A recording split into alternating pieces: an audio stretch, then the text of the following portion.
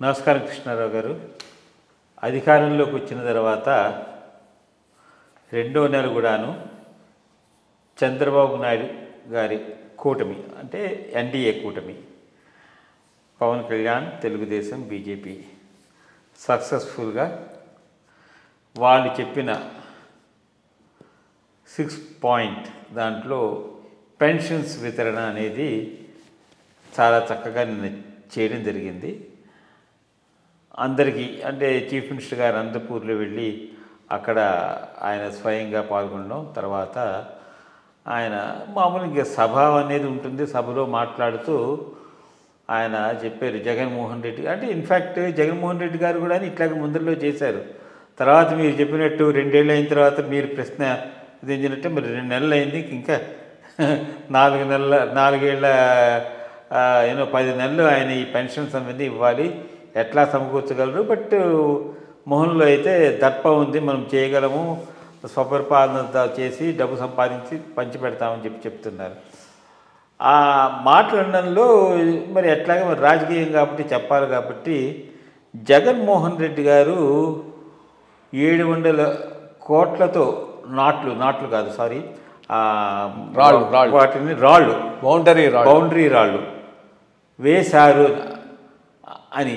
అంటే ఈ బౌండరీ రాళ్ళు వేయడానికి 700 కోట్లు అవసరం అవుతుందా? అది ఏం పర్పస్ సర్వ్ చేసింది? అసలు అది నిజమా అంటే అన్లెస్ ఒక ఎవిడెన్స్ లేనిదే చంద్రబాబు నాయుడు గారు చెప్పుండరు. అంటే ఇంత విచ్చలవిడిగా డబ్బుల్ని దుర్వినియోగం చేశారా లేకపోతే పక్కదారి పట్టించారా అనే దాని మీద మీ యొక్క స్పందన.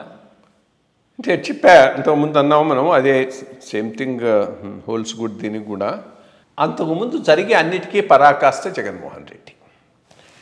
ఇప్పుడు పాస్బుక్ల మీద వీటి మీద చీఫ్ మినిస్టర్ల ఫోటోలు వేయటం, పంపిణీలు చేయటం, పట్టాల మీద వేయటం, ఇవన్నీ సాధారణంగా ఎప్పటి నుంచో జరుగుతూ ఉన్నటువంటి విషయాలే. కానీ దానికి ఖర్చు తక్కువ.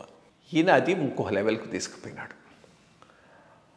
సరిహద్దు బండరాళ్ల మీద జగన్మోహన్ రెడ్డి బొమ్మ వేసుకోవటం ఏంది అసలు పిచ్చికి పరాకాష్ట అంటారే ఆ టైప్లో ఉన్నది అది. ఫస్ట్ ఆఫ్ ఆల్ అసలు ఎవడివి వేసుకోకూడదు, అవసరం లేదు. సరే ఏదో కొంతవరకు చేస్తున్నారంటే దాంట్లో ఏదైనా ఎకనామిక్స్ చూసుకొని సరే మామూలుగా ఎడిదిరిగి పట్టాదారు పాస్బుక్ ప్రింట్ చేస్తున్నారు, దాంట్లో అన్ని బొమ్మలతో పాటు ఇదో బొమ్మ వేస్తారు, సరిపోతుంది, దాని మీద ఖర్చు ఎక్కువ కాదు. పని కట్టుకొని పెయింటింగ్లు వేసుకొని రాళ్ళన్నిటి మీద బొమ్మలు వేసుకోవటం అనేటటువంటిది ఏం పిచ్చో అర్థం కావటం లేదు.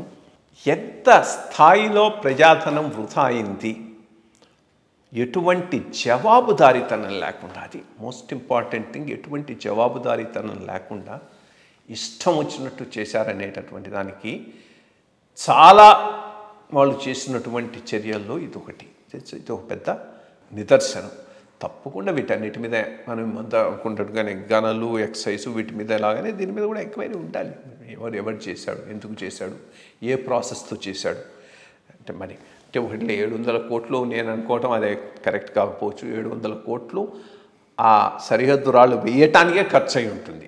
దాంట్లో కొంత పోర్షను ఈ బొమ్మ వేయటానికి ఖర్చు అయి ఉంటుంది. 700 కోట్లు దానికి అయి ఉండదు. వీళ్ళు ఇంకా ప్రచారం అయితే విపరీతంగా చేసేస్తున్నారు. సో దాంట్లో కొంత నిజం కొంత అబద్ధం కూడా ఉంటుంది, కొంత కాదు. ఇదేది అశ్వత్థామ కుంజరాథ అన్నట్టు ఉన్నది.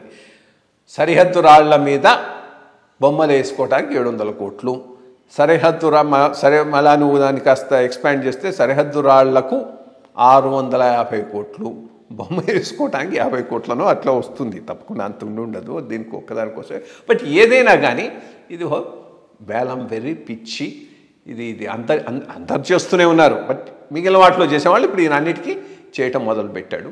సో ఐ థింక్ ఇది ఎక్కడో చోట ఫుల్ స్టాప్ పడదు. అంటే సరిహద్దు రాళ్ళ మీద వేసుకోకపోవచ్చు కానీ మిగిలిన వాటన్నిటి మీద సీఎం గారి బొమ్మను చక్కగా వీళ్ళు ప్రింట్ చేస్తారు, వాళ్ళు ప్రింట్ చేస్తున్నారు. జరిగేటటువంటి ఆన్గోయింగ్ వృధా ఎక్స్పెండిచర్ అంత మించి ఇంకేలేదు. బట్ 700 crores ఓన్లీ బొమ్మ కోసం అయి ఉండదు. 700 crores బొమ్మ కోసం ఎంత అయిందో స్ప్లిటప్ ఇస్తే అప్పుడు దాని గురించి మాట్లాడే అవకాశం ఉంటుంది.